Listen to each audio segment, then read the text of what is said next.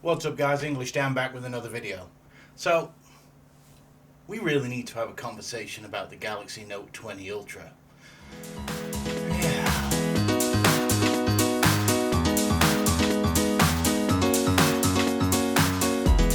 Welcome back guys. So, yeah, I've had the Galaxy Note 20 Ultra. This is actually my second one. I'll get more into that shortly. But I've had this exactly a week. I got this last Tuesday. They started sending them out early on certain carriers and I got mine through T-Mobile. So I got mine on Tuesday. Very impressed. Phone is really nice, but I'll get more onto that in a second. So let's talk about the specs. So first things first, it's Snapdragon 865 Plus. So you know that's top of tier right now. Can't get any better than that. 12 gigabytes of RAM. That thing behind me only has 16 right now. Not for long, but still, right now, 16 gigs. You've got 128 gigabytes of UFS 3.1 storage. That's extremely fast storage. Over in Europe, they get the old cruddy Exynos processor. I'm really sorry about that, guys. But they get 256 gigabytes of RAM. 6.9-inch AMOLED display, which looks superb.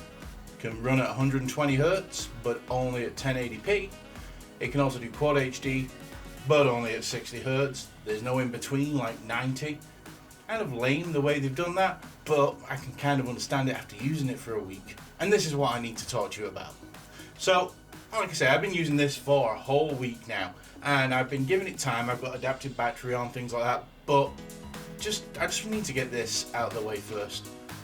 The battery sucks. But not for everybody. And this is the strange thing about this device. The battery isn't sucking for everyone. So a lot of people I know are getting anywhere like 7, 8, 9, some people are even saying 10 hours screen on time with the Galaxy Note 20 Ultra. Now let's not forget this has got a 4,500 milliamp hour battery, so it's actually 500 milliamp hours less than the Samsung Galaxy S20 Ultra. And for me it makes a massive difference.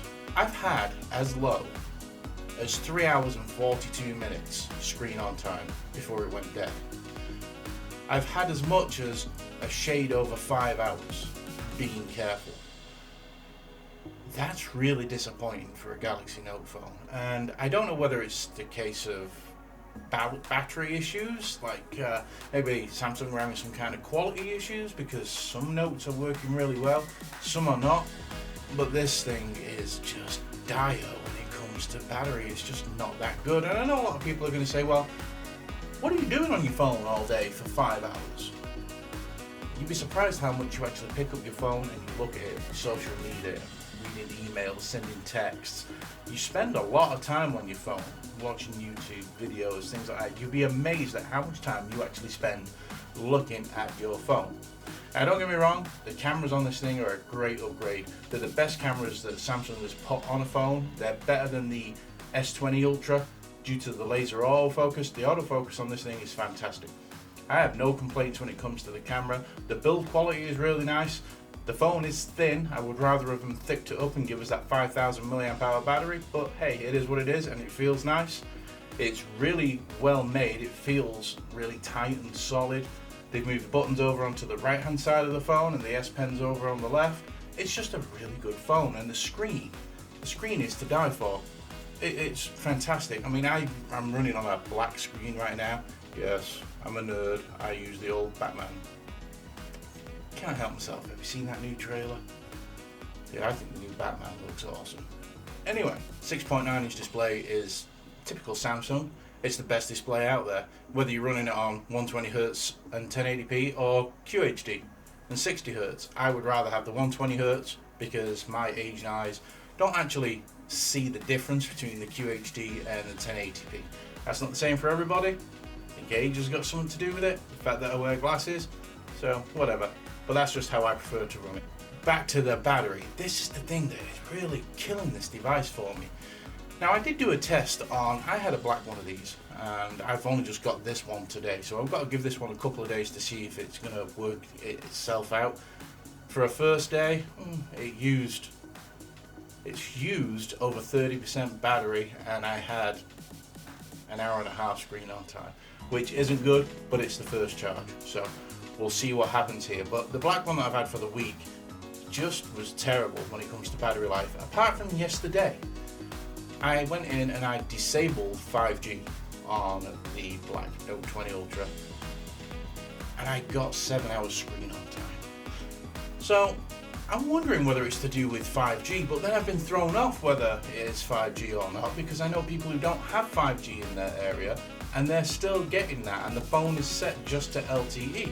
So maybe it is a battery, maybe it's a combination of both, but it's hurting the device big time. And a device that's $1,300 should be doing a lot better than that, especially the Note. The Note was the daddy range when it came to Samsung's phones. It came out at the end of the year, it had all the kinks worked out, it offered everything that you could get in previous phones plus more. Bit like this one, they improve on everything. A lot of people are going to probably turn around and say, well, this isn't the granddaddy phone anymore, the Fold is, but the Fold's a different market, it's not the same market. The Note is still the big dog when it comes to your regular cell phones. No way should you have as low as 3 hours 40 minutes screen on time with the Galaxy Note. The last time the Galaxy Note had a bad battery, if I remember rightly, was the Samsung Galaxy Note 8. After coming from the fiery Note 7, I think they tried to play it a little too safe, and the battery on that kind of sucked. But this one's really having problems right now.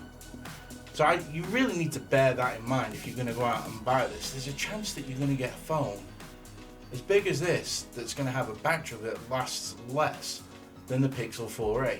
And I'm not lying there, the Pixel 4a outlasted my Note every day. And I even use the Pixel 4a as my primary device mainly because I don't want this to be dead for 5 o'clock in the afternoon. And if I used it like I've been using the Pixel 4a, I probably wouldn't make it to 5 o'clock. It's been really poor. As a device, like I say, itself, it's great, it's smooth, it's fast, it doesn't hang up, it's really responsive, and like I said, the cameras are such a big upgrade over the S20 Ultra.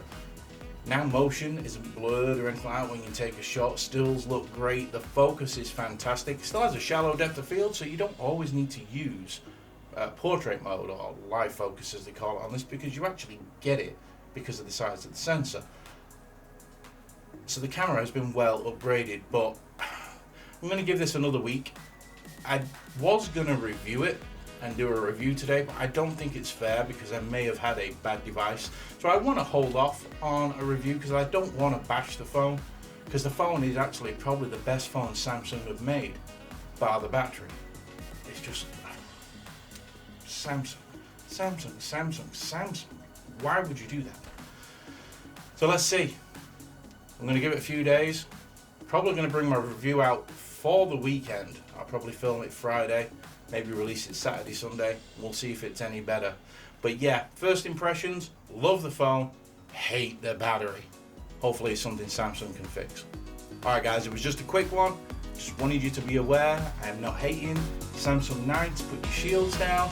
It's okay, bros. It's okay. Alright, later.